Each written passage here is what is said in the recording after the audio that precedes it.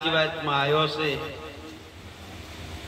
ફરીને 84 માં જો નો જાવું હોય તો હમણે આપણે એક બેને ભજન ગાયો હતું કે આત્માને ઓળખ્યા વગર આ લખ 84 નહીં મટે અને મનની અંદર જે ભ્રમણાયું પડે છે આ ભાંગ્યા વગર ભવના ફેરા નથી મટવાના. એટલે આત્મ તત્વ કેવી રીતે છે? આપણા આત્માને જ ઓળખવાની વાતો સંતો કહે છે, બીજે જઈ શેટે જવાનું કહેતા નથી. કે આમાં દેહને કષ્ટી આપવાની કે નાવું ધોવું પૂજા પાઠ ને કરવું જાત્રા એવું કરવા જાવું એવું કશું નથી કહેતા. તમારા હૃદયની અંદર તમારે તપાસ કરવાનું છે કે હું કોણ છું અને ક્યાંથી આવ્યો છું અને આ દેહ છોડીને પછી ક્યાં જવાનું છે. આટલું જ સરનામું આપણે લેવાનું છે. એટલે તો કૃષ્ણ ભગવાન કહે છે કે તમે તમારા મિત્ર છો. જો તમે તમને નહીં ઓળખો, તમારા આત્માને નહીં ઓળખો તો તમે તમારા દુશ્મન છો. આ જીવાત્માને અધોગતિએ લઈ જવા વાળા આપણે પોતે જ છીએ. એટલે પોતે પોતાના મિત્ર છે અને પોતે પોતાના શત્રુ એટલે દુશ્મન છે. કૃષ્ણ ભગવાન તેમાં કહે છે કે આ ક્ષેત્ર છે અને ક્ષેત્રજ્ઞ જે મન ઇન્દ્રિયો બુદ્ધિ ચિત્ત અને અહંકાર જે આ મનની અંદર જે પડ્યું છે આને બરોબર યથાર્થ રીતે જાણી અને સતના માર્ગે વાળે ને ક્ષેત્રજ્ઞ કહેવાય. તો તમે તમારા મિત્ર છો. એટલે તમે તમારા મિત્ર બની જાઓ. આ જીવાત્માને અધોગતિએ ન લઈ જવા દેતા. આ મનુષ્ય અવતાર ની અંદર ભક્તિ થશે, બીજી અવનીમાં એકમાં થશે નહીં.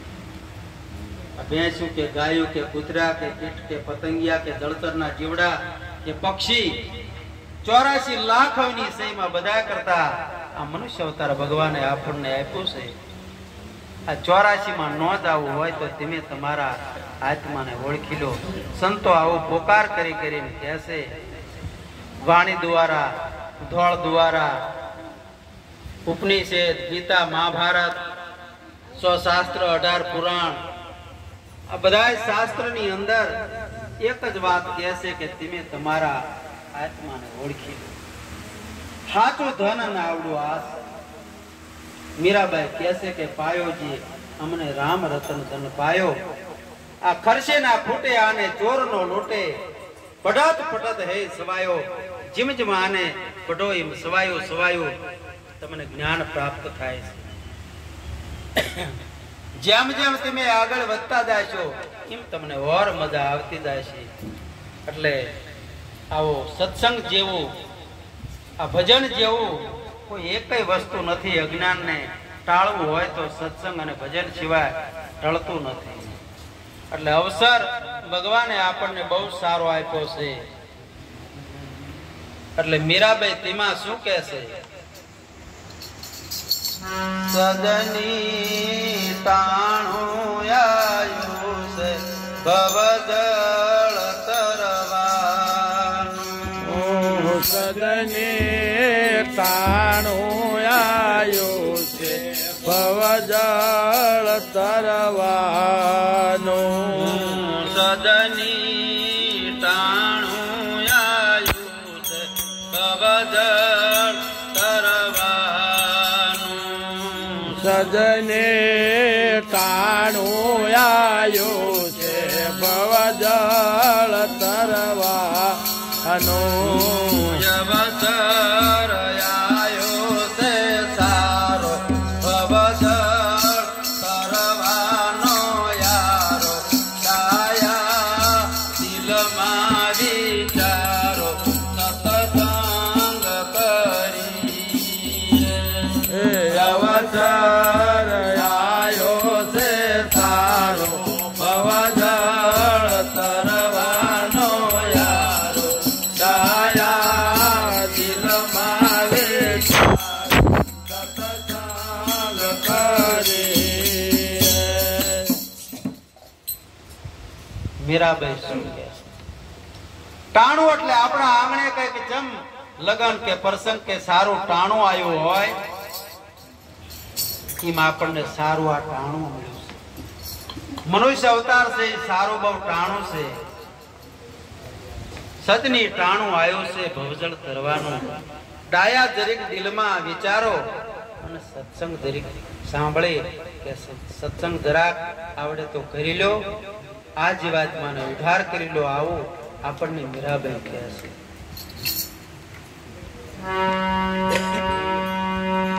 સજની હારે સો ઘડિયું અમરત લાભ.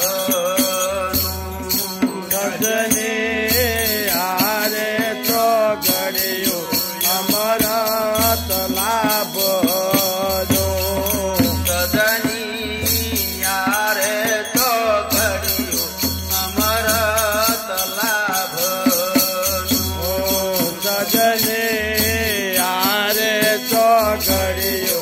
અમરત લાભો નો બીજના જબકારા જે મોતી પોરવી દેવ.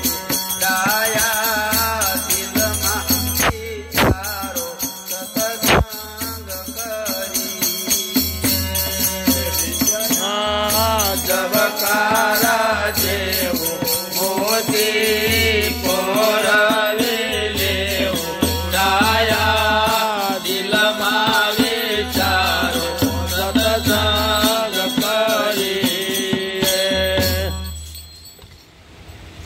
દિવસના ચોઘડિયા અને રાતના ચોઘડિયા. પણ આ ચોઘડિયું કેવું છે? આરે ચોઘડિયું છે અમૃત અને લાભ જ. ચોઘડિયા તો ઘણા હોય પણ એમાં 3 ચોઘડિયા સારા હોય છે. લાભ અમૃત અને શુભ. એમ નરનો દેહ મળ્યો હોય તો ભલે, નારીનો મળ્યો હોય તો ભલે, કદાચ પાવૈયાનો મળ્યો હોય તો ભલે. આથી ભક્તિ થાય છે. બીજા તો આ જળતરના જીવડા કેટલાય છે. કીટ પતંગ, પશુ, ભેંસું, ગાયું, બળદ, જેટલી અવની 84 લાખ અવની ભગવાને બનાવી છે. એકઈમાં ભક્તિ થતી નથી. આ 3 થી જ ભક્તિ થાય છે. જેમાં આપણે 3 ચોઘડિયામાં સારું કામ કરી લેવી છે ને, એમ અત્યારે આપણને આ ચોઘડિયું એટલે આપણો જે દેહ મળ્યો છે મનુષ્ય અવતાર, એ બહુ ચોઘડિયું સારું છે. આની અંદર જો તમારે ભગવાનને ભક્તિ કરવી હોય તો કરી લીજો, નકર વળી પાછો 84 માં જવું પડશે. એટલે આ જીવાત્માને 84 માં ન જવું પડે તો તમે ભજન અને સત્સંગ કરી તમારા આત્મ તત્વને ઓળખી લીજો. આવું મીરાબાઈ કહે. સજની આરે અવસર છે દયા દાન. સજની આરે અવસર છે દયા દાન નો. સજની આરે અવસર છે દયા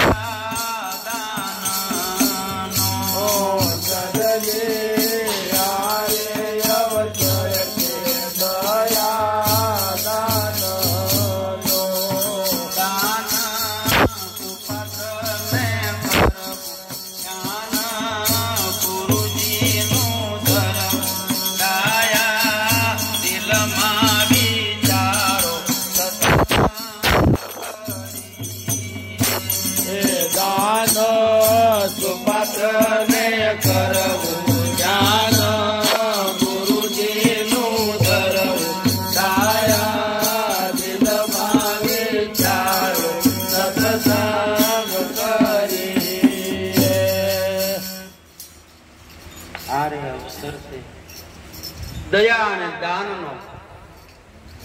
તુલસીદાસ મહાત્મા તેમાં રામાયણ ની અંદર કહે છે, દયા ધર્મ કા મોલ, પાપ મૂળ અભિમાન તુલસી દયાનો છોડીએ, જબલક ઘાટ ની અંદર બધે પ્રાણ છે. અરે આ અવસર છે દયા અને દાન કરવાનો. પણ દાન કહેશે મીરાબાઈ કહેશે સુપાત્ર ને કરવું. કઈક આપણે આંગણે માંગવા આવે ને તો નિરખી પારખીને દાન કરવું, નકર પૈસાનું દાન કરશો તો કોઈ દારૂ પીશે અને બૈરા છોકરાને કે બીજાને હોત હેરાન કરશે. આવા કુપાત્રને દાન ન કરવું. ગંગા સતી હોત એમ કહેશે કે આવી મહાન વસ્તુ જે દાન કરવાની સતની છે ઈ હોત ગંગા સતી એમ કહેશે કે કુપાત્ર આગળ વસ્તુનો વાવીએ સમજીને રહીએ. ચૂપ ભલે ને આવીને મોટો ધનનો ઢગલો કરે કે કદાચ ભલે ને હોય મોટો ભૂખ તો આવી મહામંત્રની વાત ન કહેવી. આવા માણસને પાત્ર હોય તો જ આવી પીરસવી, નકર આવી જ્ઞાનની વાતો આવા કુપાત્ર આગળ નથી કરવાની. સદન પુરુષ આગળ આવી વાતો કરવાની છે, કુપાત્ર આગળ આવી વાતો નથી કરવાની. એટલે આવું મહાદાન મહામંત્ર નું દાન કરવું તો બરોબર માણસ લાયક હોય, બરોબર પાત્ર હોય એને આ વસ્તુ દેવાની છે, બધાને દેવાની નથી. ગંગા સતી કહે છે કે ભલે મોટો કદાચ ધનનો ઢગલો કરી દે આપણે આગળ તોય આવી વસ્તુ દેવાની નથી. અને કદાચ મોટો માથા ભારે ભલે ભૂખ હોય તોય આવી વસ્તુ દેવાની નથી. એટલે સુપાત્ર હોય ને એને આવી વસ્તુ કે દીજો. મીરાભાઈ આવું આપણને કહે છે. સદની ગુરુના પરતાપે મીરાબાઈ બોલી. સદની ગુરુના પરતાપે મીરાબાઈ બોલી. સદની ગુરુના પરતાપે મીરાબાઈ બોલી.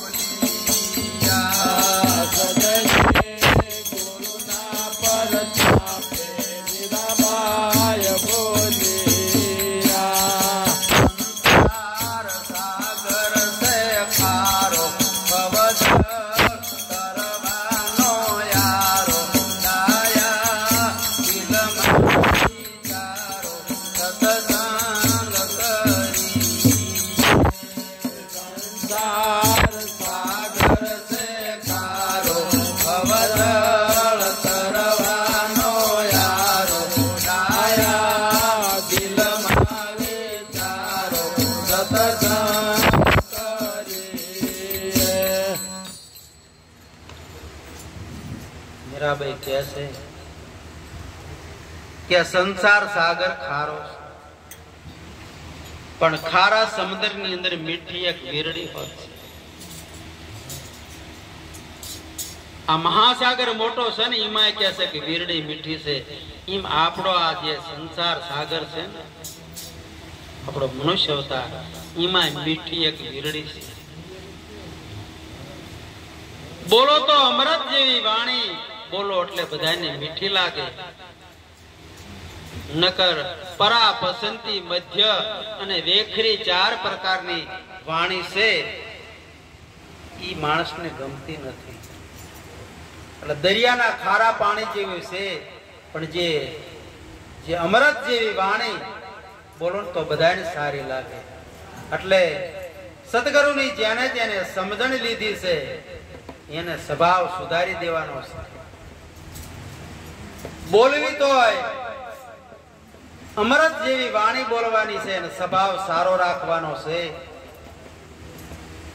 ક્રોધ કરીને બોલવાનું નથી.